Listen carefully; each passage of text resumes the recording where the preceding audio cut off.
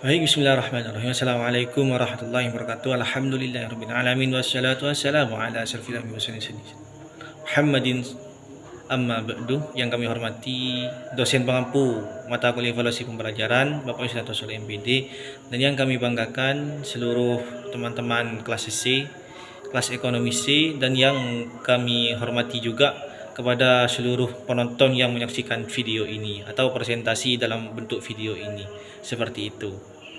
Nah, di sini kami dari kelompok 5 akan mempresentasikan materi kami yang berjudul penyusunan dan pengembangan teknis non-tes, seperti itu, yang beranggotakan 1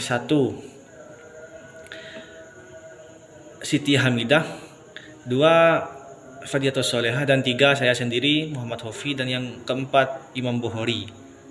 Mungkin cukup sekian dari saya selaku moderator. Selanjutnya kepada setiap pemateri dipersilahkan.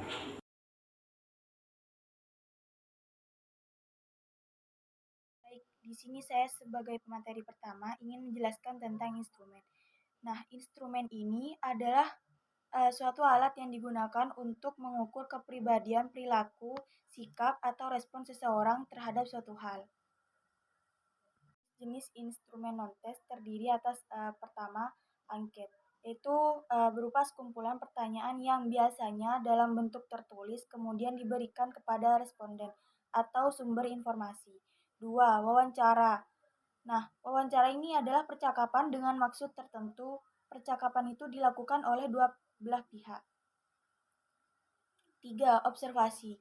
Nah, observasi ini adalah suatu pengumpulan data dengan cara mengamati kegiatan yang sedang berlangsung. Keempat, dokumentasi. Dokumentasi merupakan suatu teknik atau pengumpulan data dengan menghimpun dan menganalisis dokumen-dokumen, baik dokumen tertulis, gambar maupun elektronik. Baik, selanjutnya di sini saya sebagai pemateri kedua yaitu menjelaskan tentang skala pengukuran. Nah, skala pengukuran sendiri merupakan kesepakatan yang digunakan sebagai acuan untuk menentukan panjang pendeknya alat ukur. Nah, ada berbagai skala sikap yang dapat digunakan untuk penelitian di bidang pendidikan dan sosial. Nah, yang pertama skala Likert. Nah, skala Likert ini digunakan untuk mengukur sikap, pendapat, persepsi seseorang maupun kelompok dan fenomena sosial.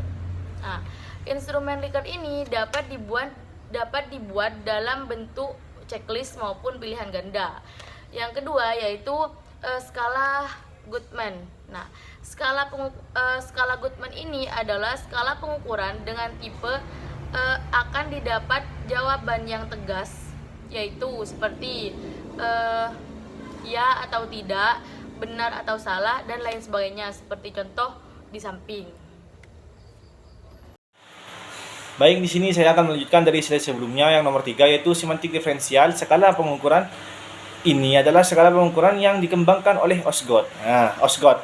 Skala ini juga digunakan untuk mengukur sikap, hanya bentuknya tidak pilihan ganda maupun checklist, tetapi tersusun dalam satu garis kontinum yang jawaban sangat partisipatif, terletak di bagian atas, kanan kiri, kanan garis, atau sebaliknya. Biasanya skala ini digunakan untuk mengukur sikap atau karakteristik tertentu yang dipunyai oleh siswanya atau oleh peserta didiknya atau seseorang, seperti itu. Lanjut ke slide berikutnya. Baik, di sini saya akan melanjutkan ke slide berikutnya. Itu ya slide yang nomor 2 dari pembagian slide saya, di mana menjelaskan tentang bagaimana langkah-langkah mengembangkan instrumen baik tes maupun non-tes sebagai berikut, yaitu yang nomor 1 adalah menentukan tujuan penyusunan instrumen tersebut. Instrumen dari teknis tes dan atau maupun non-tes, seperti itu. Terus yang kedua yaitu mencari teori yang relevan atau cakupan materi yang sesuai dengan teknik tersebut, seperti itu. Mungkin sekian dari saya. Assalamualaikum warahmatullahi wabarakatuh. Perkenalkan, nama saya Imam Bukhari dengan NPM 212211085. Pada kesempatan kali ini saya akan melanjutkan presentasi yang dijelaskan oleh Mas Sofi barusan, yakni tentang menyusun indikator butuh instrumen. Indikator soal ini ditentukan berdasarkan kajian teori yang relevan pada instrumen non-tes. Kemudian yang keempat, menyusun butir instrumen. Langkah selanjutnya ialah menyusun butir-butir instrumen. Penyusunan butir ini dilakukan dengan melihat indikator yang sudah disusun pada kisi-kisi. Kemudian yang selanjutnya tentang validasi isi. Setelah butir-butir soal tersusun, kemudian langkah selanjutnya ialah validasi. Validasi ini dilakukan dengan penyampaian kisi-kisi, butir instrumen, dan lembar diberikan kepada ahli untuk ditelaah secara kuantitatif dan kualitatif. Kemudian yang selanjutnya tentang revisi berdasarkan masukan validator.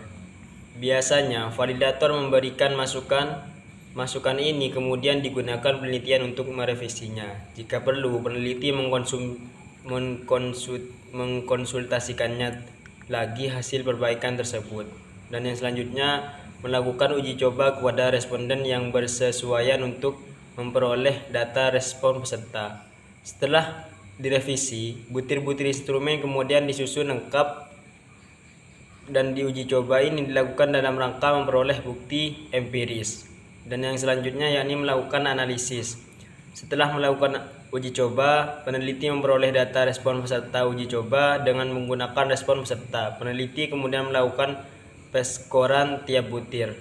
Dan yang terakhir yakni merakit instrumen. Setelah karakteristik butir diketahui, peneliti dapat merakit ulang perangkat instrumen pemilihan butir-butir. Dalam merakit perangkat ini mempertimbangkan karakteristik tertentu yang dikehendaki peneliti, misalnya tingkat kesulitan butir. Setelah diberi instruksi pengerjaan, peneliti kemudian dapat mempergunakan instrumen tersebut untuk mengumpulkan data penelitian.